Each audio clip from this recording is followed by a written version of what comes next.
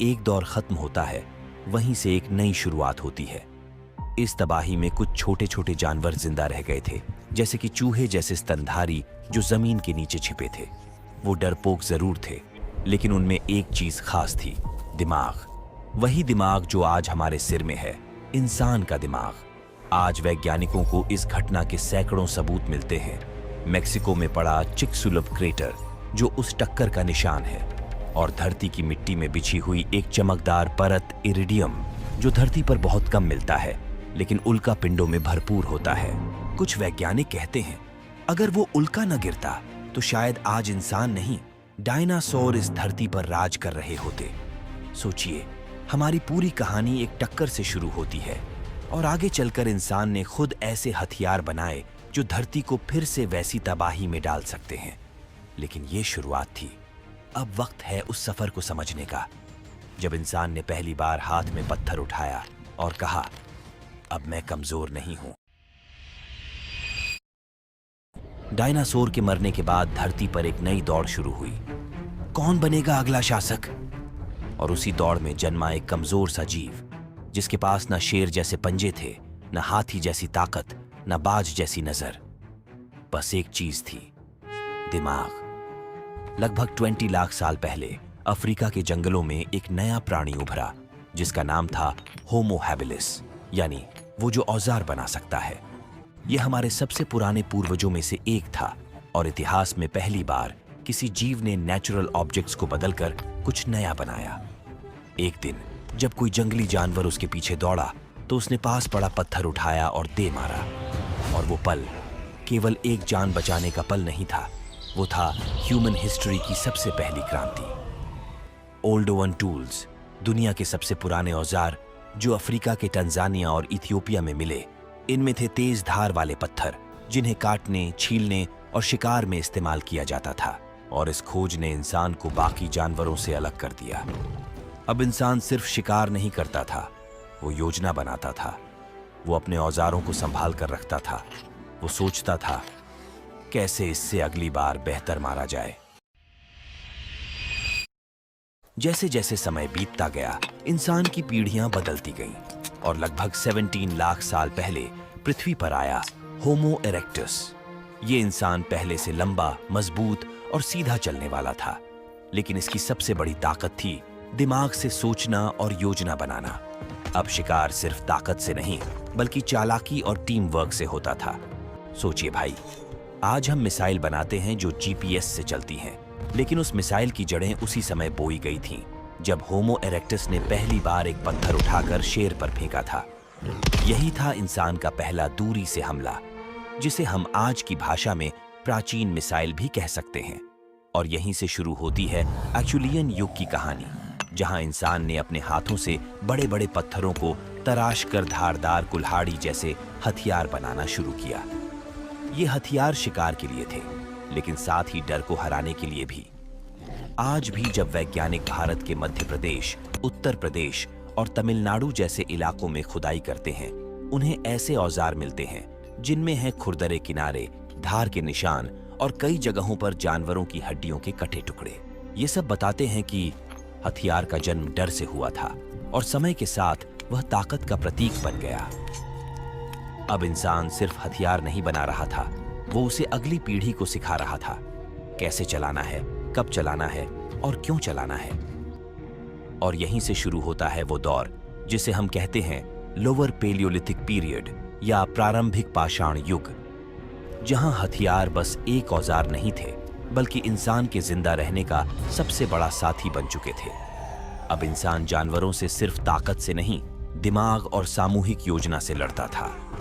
करीब 15 लाख साल पहले अफ्रीका, भारत और यूरोप के इलाकों में इंसानों ने बनाए बड़े बड़े हाथ में पकड़े जाने वाले कुल्हाड़ी जैसे औजार, जो दोनों तरफ से धारदार होते थे। इनसे इंसान जानवर की खाल उतारता था, मांस काटता था, लकड़ी चीरता था और कभी कभी लड़ाई भी करता था। लेकिन सोचो भाई, जब जंगल में अकेला इंसान शेर की आवाज सुनता होगा, उसके हाथ में सिर्फ एक पत्थर होता था, लेकिन उस पत्थर में भरोसा होता था, क्योंकि वही उसकी जान बचाता था। पत्थर अब बस एक चीज नहीं था, वो आत्मरक्षा का प्रतीक बन चुका था। दक्षिण अफ्रीका की गुफाओं में वैज्ञानिकों को मिले हैं 75,000 साल पुराने पत्थर के औजार, जिन पर डिजाइन और निशान बने हुए हैं। अब इंसान सिर्फ पत्थर को हथियार की तरह इस्तेमाल नहीं कर रहा था, अब वो उसका आकार, धार और उपयोग सोचकर बनाता था। दुनिया के कई हिस्सों से इस बात के प्रमाण मिले हैं कि लगभग 3 लाख साल पहले इंसान ने बनाना शुरू किया, स्पीयर यानी भाला। जर्मनी के शोनिंगन क्षेत्र में वैज्ञानिकों को मिले हैं 4 लाख साल पुराने लकड़ी के भाले, जो इंसान ने शिकार के लिए बनाए थे। भाले की नोक अक्सर पत्थर से तेज करके लगाई जाती थी, जिससे जानवर दूर से ही घायल हो जाता था। भारत में भी इस समय के प्रमाण मौजूद हैं। मध्य प्रदेश, उत्तर प्रदेश और दक्षिण भारत के क्षेत्रों में ऐसे पत्थर मिले हैं जिन पर घिसाई के साफ निशान हैं और कई बार ये भाले की नोक के तौर पर इस्तेमाल होते थे। ये सब बताते हैं कि आदि मानव अब सिर्फ औजार नहीं बना रहा था, वो उनका सही इस्तेमाल भी समझने लगा था। शिकार अब अकेले नहीं होता था, अब इंसान ने टोली में शिकार करना शुरू कर दिया। कोई दौड़ाता था, कोई छिपकर इंतजार करता था, कोई आखिरी वार करता था। इसे ही कहा जाता है हंटर गैदरर सोसाइटी, जिसका वैज्ञानिक प्रमाण ब्लोम्बोस केव, दक्षिण अफ्रीका में मिला है। यहाँ 75,000 साल पुराने औजारों और डिजाइन किए गए पत्थरों के प्रमाण मिले हैं, जो दिखाते हैं कि इंसान अब सिर्फ जीवित रहने के लिए नहीं, बल्कि सोचने, योजना बनाने और कला समझने लगा था। बहुत समय तक इंसान सिर्फ डर के साए में जीता था। जंगल में हर आवाज मौत जैसी लगती थी, कभी शेर की गुर्राहट, कभी अंधेरे में झाड़ियों की सरसराहट। दिन में इंसान किसी तरह खुद को छुपाकर जी लेता था, लेकिन रात उसकी सबसे बड़ी दुश्मन थी। अंधेरे में कुछ भी दिखाई नहीं देता था, जानवरों की नजर तेज थी, उनकी सूंघने की शक्ति बहुत ज्यादा। और इंसान, वो बस एक छोटा सा कमजोर जीव, जिसके पास बचाव के लिए कुछ नहीं था सिवाय एक उम्मीद के। उसी उम्मीद से एक दिन इंसान ने धरती के सबसे खतरनाक तत्व को काबू कर लिया, आग। शायद किसी तूफानी रात को बिजली गिरने से जंगल में आग लगी होगी, या 2 पत्थरों को रगड़ते हुए चिंगारी निकल गई होगी, लेकिन वो चिंगारी ही आगे चलकर सभ्यता का पहला दीपक बनी। जब इंसान ने आग की गर्मी महसूस की, तो उसे सिर्फ गर्माहट नहीं मिली, उसे मिला साहस। आग से जंगली जानवर डरते थे। जिस गुफा के बाहर आग जलती थी, वहां कोई शिकारी पास नहीं आता था। इंसान ने पहली बार महसूस किया कि अब वो खुद को बचा सकता है। अब वो सिर्फ शिकार नहीं है, वो भी एक ताकत है। धीरे धीरे इंसान ने आग से खाना पकाना सीखा। अब उसे कच्चा मांस चबाना नहीं पड़ता था। बीमारियां कम होने लगीं, शरीर मजबूत होने लगा, और इसके साथ ही हथियारों में भी बदलाव आने लगा। अब इंसान सिर्फ पत्थर नहीं मारता था, वो लकड़ी के भाले की नोक को आग में जलाकर और भी घातक बना देता था। भाले की नोक जलती थी, काली पड़ती थी, लेकिन अब वो ज्यादा तेज और मजबूत होती थी। शिकार करते समय जानवर डर कर भागते थे। आज भी वैज्ञानिकों को भारत के नर्मदा घाटी, भीमबेटका और आंध्र प्रदेश के कुरनूल क्षेत्र में ऐसे गुफा स्थल और चूल्हे मिले हैं, जहां इंसान ने हजारों साल पहले आग जलाई थी, पकाया था और अपने हथियारों को धार दी थी। वहीं मध्य प्रदेश और उत्तर प्रदेश के पुरातत्विक स्थलों में मिले भाले, पत्थर के औजार और जली हुई हड्डियां इस बात के प्रमाण हैं कि आग के साथ इंसान ने अपने औजारों को और खतरनाक बना दिया था। आग ने इंसान के शिकार को बेहतर बनाया, खाने को सुरक्षित किया और रातों को रोशन किया। ये वो समय था जब इंसान ने पहली बार नेचुरल चीजों को नियंत्रण में लेना सीखा। अब इंसान सिर्फ जिंदा रहने के लिए नहीं सोच रहा था, अब वो सपने देखने लगा था कि गुफा से बाहर निकलकर वो जंगल को जीत सकता है। वो जानता था कि अगर आग उसके साथ है तो अंधेरे से डरने की जरूरत नहीं। यही आग उसके हथियारों को और धार दे रही थी और उसकी सोच को और गहरा। कुछ वैज्ञानिकों का मानना है कि आग के इस्तेमाल से इंसान के मस्तिष्क का आकार भी बढ़ा, क्योंकि पका हुआ खाना ज्यादा पोषण देता था और दिमाग को विकसित होने का समय मिला। यानी सिर्फ एक आग की खोज ने इंसान को जंगली जानवरों की श्रेणी से उठाकर सोचने और रचने वाले प्राणी में बदल दिया। तो अब कहानी पहुंची है उस मोड़ पर जहां इंसान के पास है पत्थर, आग और भाला। अब वो अकेला नहीं है, अब वो टोली में चलता है, शिकार करता है, बचाव करता है और सबसे जरूरी, अब वो रणनीति बनाना सीख गया है। लेकिन असली छलांग तब हुई जब इंसान ने ऐसा हथियार बनाया जो हवा में उड़कर निशाना लगाता था। अब अगले अध्याय में इंसान पहली बार दूरी से मारना सीखता है और वहीं जन्म होता है धनुष और बाण की कहानी। जैसे जैसे इंसान का दिमाग और हाथ दोनों तेज होते गए, उसने महसूस किया कि शिकार के लिए नजदीक जाकर भिड़ना बेहद खतरनाक होता है। अगर सामने शेर या भालू जैसे जानवर होते तो हारना तय था। तभी इंसान के मन में एक विचार आया, अगर मैं जानवर के पास जाए बिना ही उसे मार सकूं? यही सोच इंसान को एक नई दिशा की ओर ले गई। करीब 60,000 से 40,000 साल पहले इंसान ने एक क्रांतिकारी हथियार बनाया, धनुष और बाण। धनुष एक मुड़ी हुई लकड़ी का फ्रेम था जिस पर जानवरों की नसों या रेशों से बनी डोरी बंधी होती थी। जब उस डोरी को खींचा जाता तो उसमें ऊर्जा संचित होती और जैसे ही छोड़ा जाता, बाण बिजली की रफ्तार से उड़ता और दूर खड़े शिकार को चीर देता। अब इंसान को शिकार करने के लिए पास नहीं जाना पड़ता था, वह छिपकर दूर से निशाना लगा सकता था। इसने पहली बार उसे एक सच्चा रणनीतिक योद्धा बना दिया। इसी के साथ आया टीम वर्क और योजना का युग। अब शिकार केवल ताकत का नहीं, बल्कि दिमाग और मिलजुल कर काम करने का खेल बन गया था। कोई दौड़ाकर जानवर को थकाता, कोई छिपकर घात लगाता, तो कोई बाण छोड़ता। यहीं से जन्म हुआ कोऑर्डिनेटेड हंटिंग का। और इसी दौर में भाषा का भी विकास तेज हुआ। अब इशारों से नहीं, इंसान बातचीत करके योजना बनाने लगा। तू दाईं तरफ जा, मैं बाएं से घेरता हूं। ऐसे संवाद इंसान को जानवरों से अलग बनाते चले गए। आज भारत में भी ऐसे कई प्रमाण मिले हैं जो बताते हैं कि हमारे पूर्वजों ने धनुष बाण का उपयोग किया था। मध्य प्रदेश के सतपुड़ा क्षेत्र, झारखंड और दक्षिण भारत के कई पुरातात्विक स्थलों पर पत्थर की नुकीली बाण की नोकें और लकड़ी के अवशेष मिले हैं, जो इस बात की पुष्टि करते हैं कि हमारे पूर्वज अब दूर से मारने वाले शिकारी बन चुके थे। लेकिन ये हथियार केवल शिकार तक सीमित नहीं रहे। धीरे धीरे जैसे टोलियों का विस्तार हुआ, लोगों ने अपनी जमीन, भोजन और परिवार की रक्षा के लिए धनुष बाण को रक्षा हथियार की तरह इस्तेमाल करना शुरू किया। अब अगर कोई दूसरी टोली हमला करती तो तीरों की बौछार से उसका सामना होता। और यहीं से धनुष बाण सिर्फ हथियार नहीं रहे, वो बन गए कल्चर, रिलीजन और सिविलाइजेशन के प्रतीक। हमारे महान ग्रंथ रामायण और महाभारत में धनुष बाण का जिक्र सिर्फ साधन के तौर पर नहीं, बल्कि एक स्पिरिचुअल और योद्धा चेतना के रूप में हुआ है। रामायण में प्रभु श्री राम का कोदंड धनुष और महाभारत में अर्जुन का दिव्य गांडीव युद्ध के हथियार से कहीं बढ़कर रिलीजन, जस्टिस और आत्म बलिदान के प्रतीक हैं। महाभारत में युद्ध की शुरुआत ही होती है शंख और धनुष की गर्जना से, और रामायण में राक्षसों के खिलाफ युद्ध हो या सीता की रक्षा, धनुष ही श्री राम की पहचान है। इंसान ने धनुष बाण को बेहतर बनाने के लिए नए प्रयोग शुरू किए। अब बाणों की नोकें सिर्फ पत्थर की नहीं, बल्कि हड्डी, सींग और बाद में धातु से भी बनने लगीं। कुछ बाणों को जहर में डुबोया जाता ताकि जानवर को एक ही वार में गिराया जा सके।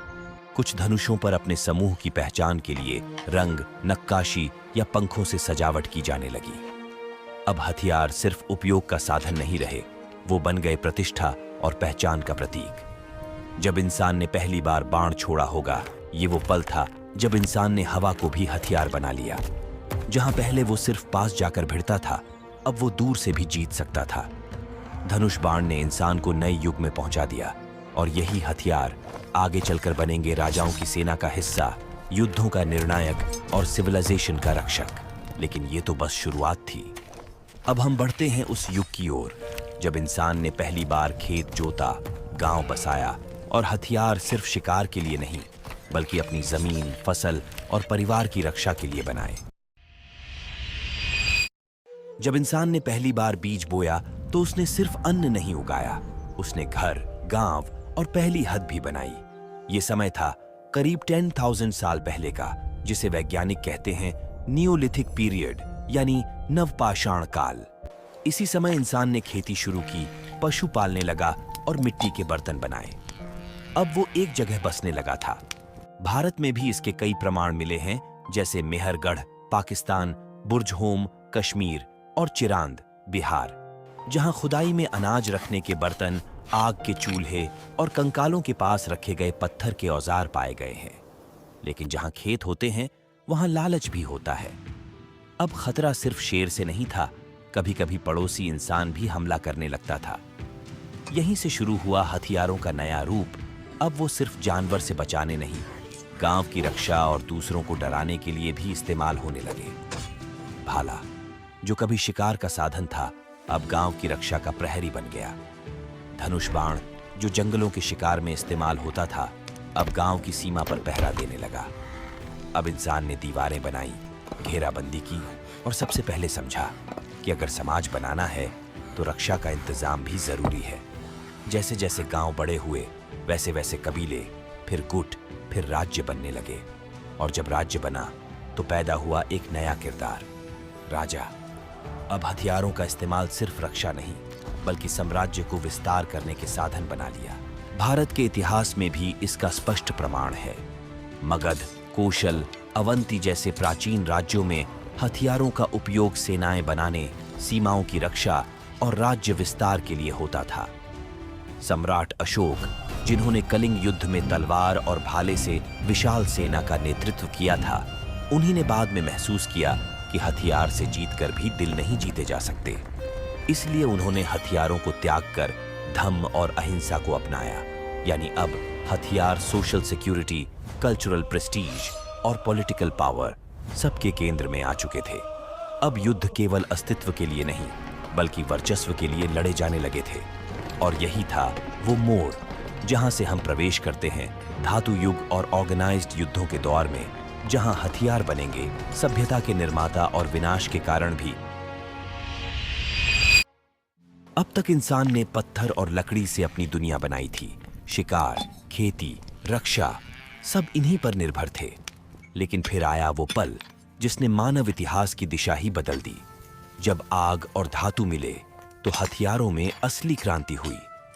करीब 3300 ईसा पूर्व इंसान ने पहली बार देखा कि कुछ पत्थर गर्म करने पर पिघलते हैं और उन्हें ढालकर नया आकार दिया जा सकता है। यहीं से शुरू हुआ कांस्य युग, ब्रॉन्ज एज। अब भाले, तलवारें, ढालें और कवच एक नए युग में प्रवेश कर चुके थे।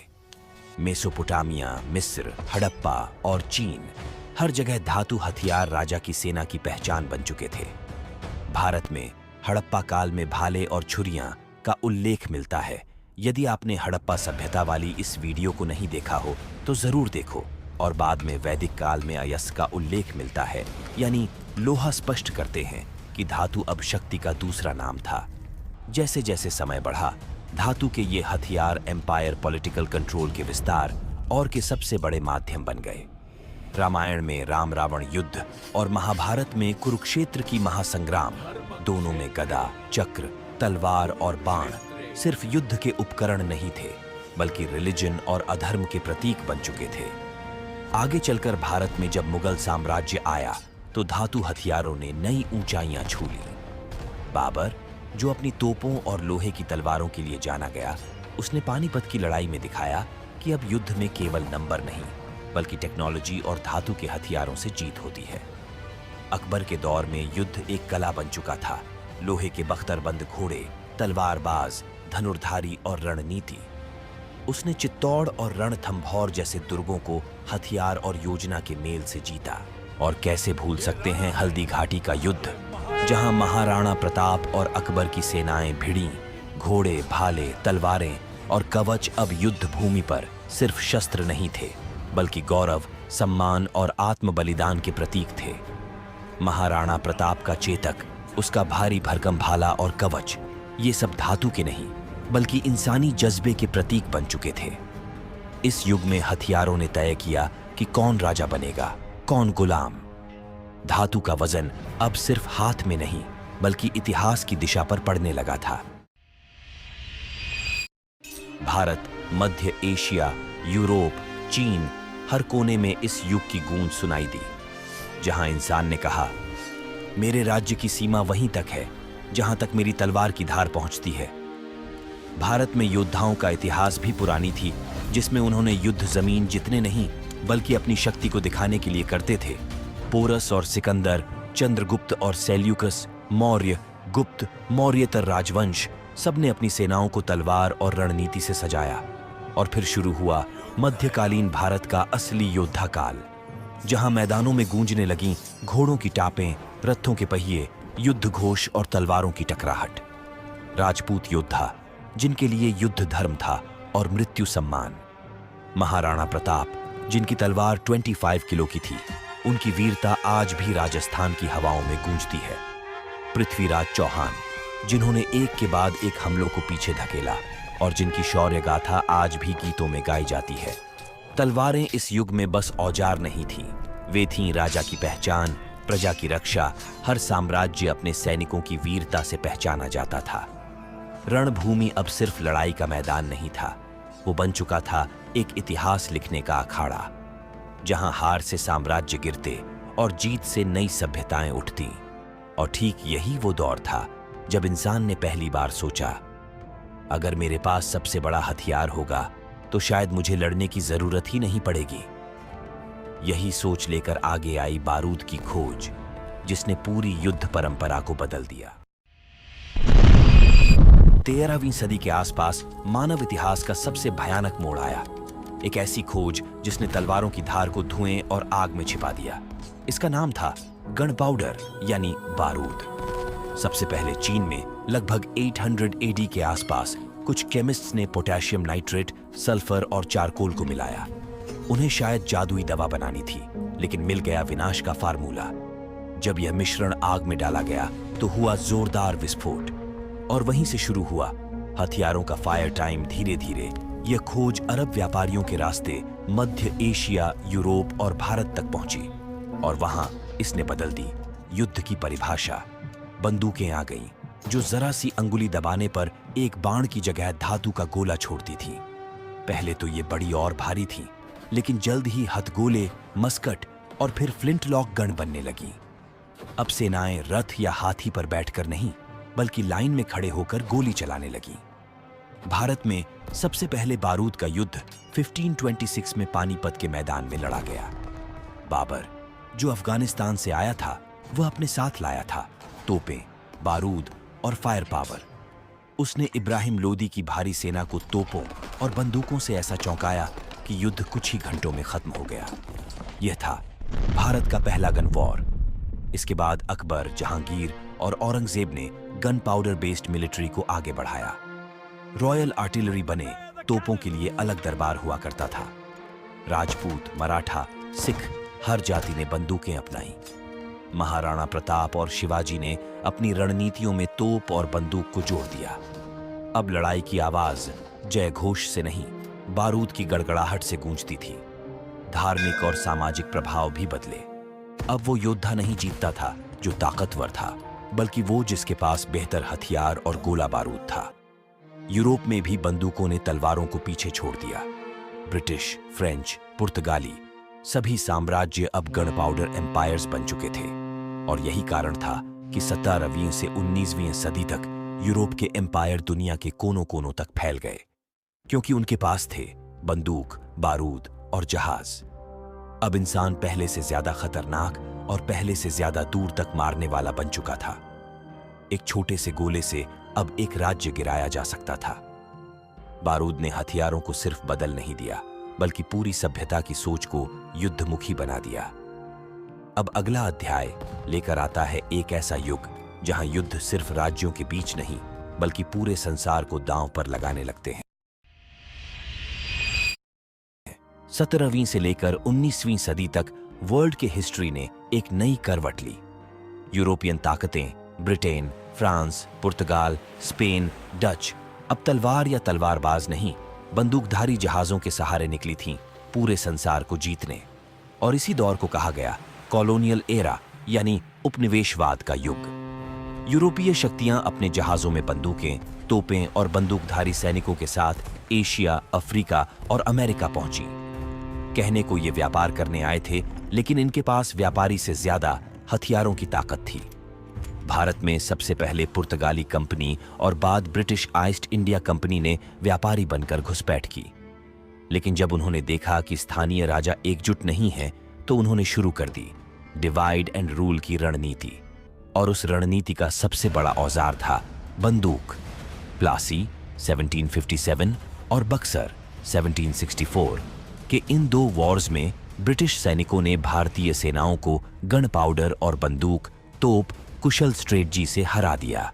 और भाई हथियारों के रिलीजियस और सोशल परिणाम भी खौफनाक थे।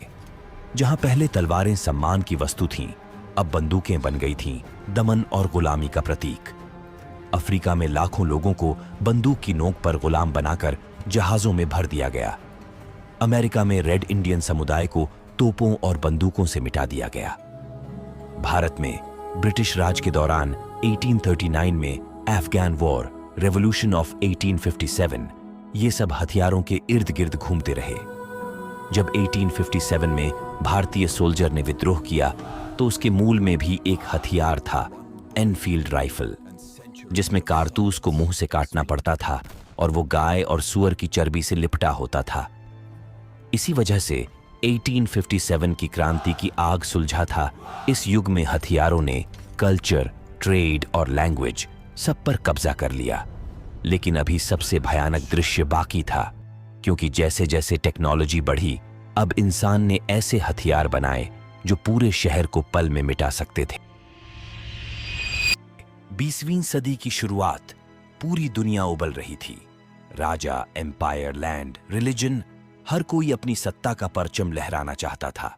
यह था इंडस्ट्रियल वॉर का टाइम, जहां हथियारों का उत्पादन हथौड़े और आग से नहीं बल्कि मशीनों और कन्वेयर बेल्ट से होने लगा।